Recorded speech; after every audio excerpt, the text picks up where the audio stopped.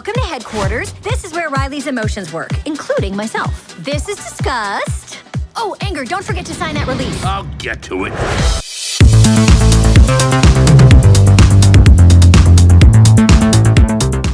Alyssa Lee from Who Let Us Out.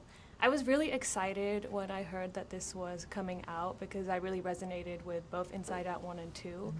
Now, me and a lot of fans online have been wondering, why do you think this is a 4-part miniseries as opposed to like a standalone movie? Well, we got to tell this story as a mockumentary style. We got to explore working in a different way than we're used to at Pixar. So we had cliffhangers and cold opens, and the story we got to build out, and so each episode had its own arc, and it was just like just a new way of exploring storytelling. So we were really excited to be able to take this world that we loved and go deeper in a different part of Riley's mind and tell it in a new, fresh way. I love that. And another thing that I really love is that the filming, the aesthetic, it looks like it's from 2015. Mm-hmm. And I know that we're in 2024, but that's when I moved out here. And it kind of like gives me that 2015 nostalgia. Mm-hmm. Was that intentional?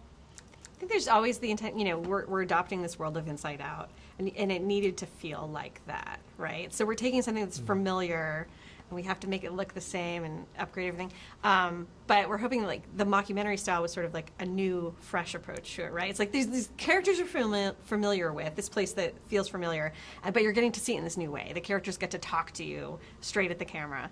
And so there is that familiarity combined with like something fresh. It also takes place right after the first Inside Out, so or right. between the two films. Right. So like, yeah, choices being made that it's about that same time, although I don't think it's ever said what year it takes place. And I love like the filming, like the shaky camera, and it was also giving like the Office vibes. Now, obviously, like we want to talk about how our dreams affect our, real lives in the day. Have you each ever had an experience and kind of used that in this? Yeah, actually, the dream in the 4th episode, I don't want to give anything away, but there's a lot of repetition in it. And I had a dream that our series director was pitching because we had to rewrite a whole big part of the show. And he pitched, and then Pete Docter said, I hate it. And then he pitched again, I hate it. And it kept happening until he took a marker and drew. Now I'm telling you my dream. This is what I did. But basically, it was this recurring dream, and it ended up inspiring a dream in the show. Yeah.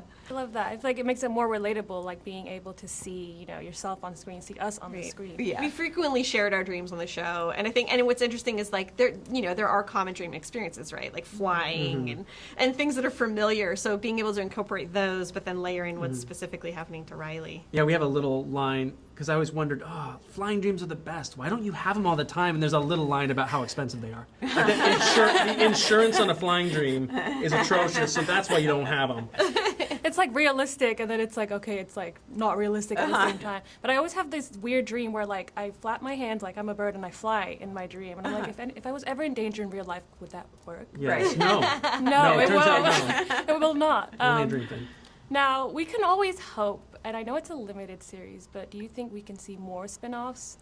A lot of fans online have said that just from the trailer alone, this looks like one of the most successful spin-offs they have ever seen. Oh, well, that's great to hear. And we don't have anything in the works right now. There's so much going on at Pixar that's coming out in the next, bunch of years. So Original films and yeah. I mean, but we did strive like quality-wise to be like, this has to look as good as the first movie. We wanted to live in that space and have background characters and feel really rich. I have time for one more. Yeah. What do you want the audience to take away from Dream Productions? We've taken so much, and we've learned so much from Inside Out 1 and 2.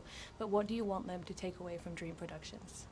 I think it's nice just to see like how much hard work goes into dreams, and in our story, that's a bunch of little beans characters making a movie. But really, every night you make your own movie and you tell yourself a really cool story, as bizarre as it is, and it sounds like you can surprise yourself with your own creativity of like, I didn't know I could fly, I didn't know I could combine these two things. So I hope people just look at their own dreams and think about like, wow, I'm doing that for myself. I'm creative. I can be a storyteller.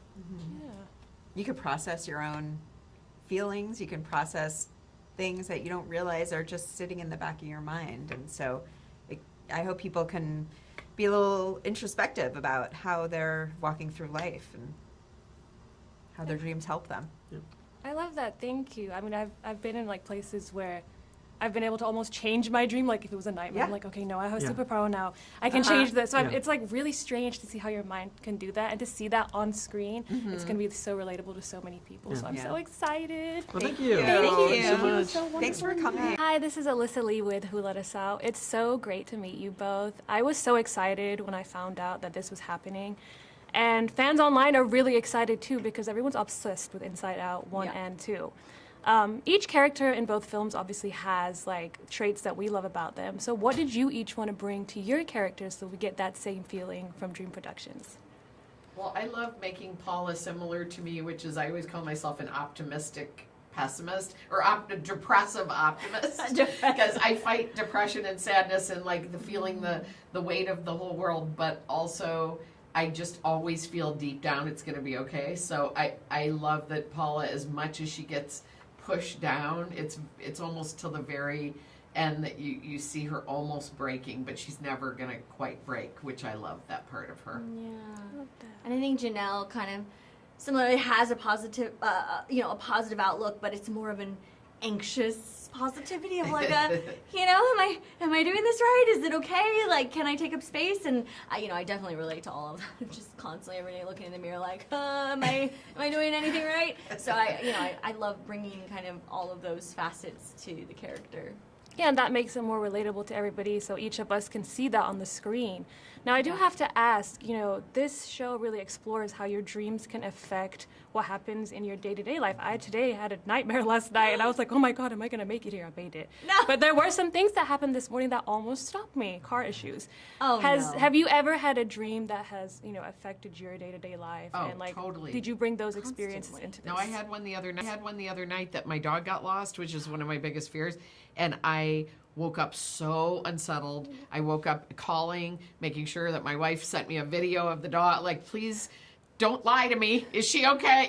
That kind of fear, because it really does get in your bones. And that's the thing that's brilliant about a dream production studio that's creating your dreams, because we all have that in our noggins. Yeah.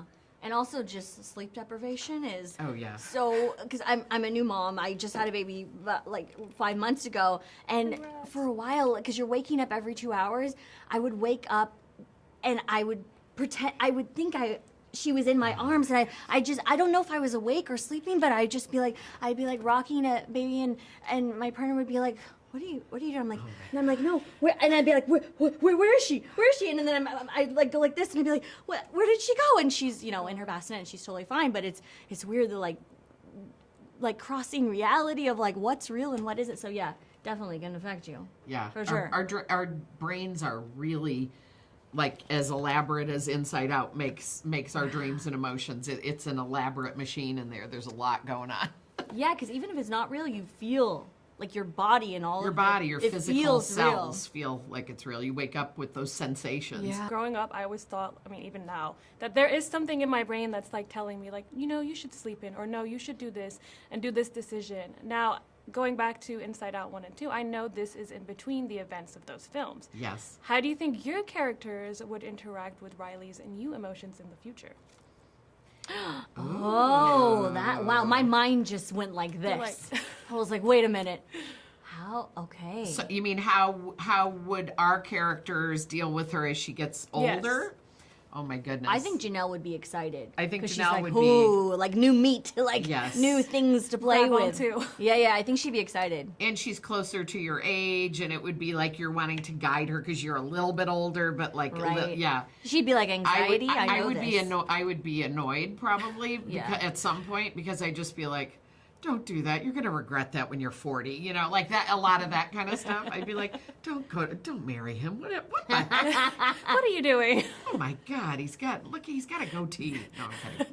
But this is what Nothing wrong I'm with a thinking is goatee. like Janelle and Paul. They also have all of the voices and all of the emotions in their head. It Yes. just is like so keeps going and going.